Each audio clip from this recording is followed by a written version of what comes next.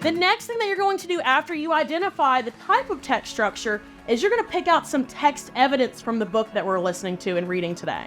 They're coming to me from first grade with having a base knowledge of text features, so we've shifted it over a little bit. And so you're gonna see some science content. So really the ILPs fit across any type of curricular program that you're teaching. It's a little bit easier to include them in your literacy practices because you're already doing them more than likely. The last thing is that we're going to talk about how the text structure contributes to the whole chunk of our lesson and to our book. Coming from first grade, they have a baseline knowledge of text features that are in nonfiction text. So moving into second grade, they're really focusing on the structure of it and how the structure can overall contribute to the passage itself. So you're going to see that, but also we're kind of in the middle of working, so they're really at the beginning part of that lesson moving forward. We think descriptive in the pictures when it labels what the things are, we think it gives them alive and it has the life cycle. In first grade, when we were doing text features, we were being really intentional about showing our kids that you don't just have to look at the passage or the book. It can be anything. It can be the picture and the caption that goes along with it. That stuff's gonna give you information. The kids are really gonna be diving deep into a book to pick out some things that is not just words on a page, but is giving them information, which goes back to that first ILP that I'm thinking of, which is text is anything that communicates a message. I think that kids, if you create buy-in with them and you tell them exactly what you're wanting to communicate with them, they are more apt to have buy-in themselves. They're going to be really invested in what's happening. Who else wants to share? It's okay if it's something different. I just want to know why you thought that. Orlando. When I'm thinking about this is, I really go back to scaffolding.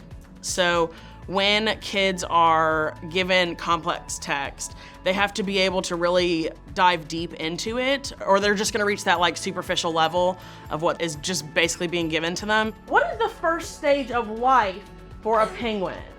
Presley? it's in an egg. It's in an egg, right? Using those details, who can give me a sentence that has the word cycle in it? You work on that. Okay, I have an idea. I have been really intentional moving forward about having those discussions, and we do groups where they are talking to each other. If available, they each have a copy of their own book. They're able to really dive deep into it because it's really powerful when they have something in their hand, not just me reading to them or it's on our TV in our classroom. If they're able to look and have a book in their hands, it is valuable. I always tell my kids that reading and writing go hand in hand. You can't do one without doing the other. They're a team, they work together. Now we're going to do a writing to learn exercise, and you are really going to say what type of text structure, but you're also going to give evidence from the book. And then I want you to circle which text structure you have. And I think that goes hand in hand with the ILPs too, because it encompasses both reading and writing or composition. The text structure the author used in the text was descriptive. That was excellent. If I were to talk to teachers that are feeling overwhelmed with everything that they are doing and being asked to do, and including the ILPs, it just seems like another thing on their to-do list. You're already doing these things. It's more than likely already embedded in your instruction. You really just need to be intentional about taking a step back and seeing about where those ILPs would fit into your curriculum because you're probably already doing it. And I've really seen a light bulb click with my kids this year because it's they're finally starting to make sense that nonfiction text and informational text are things that they can learn and experience in their real life. I have found that they're getting more interested in what we're reading, which I think is really valuable because if kids like what they're reading and they like what they're doing, they're going to have a huge buy-in and be engaged the whole time that you're teaching.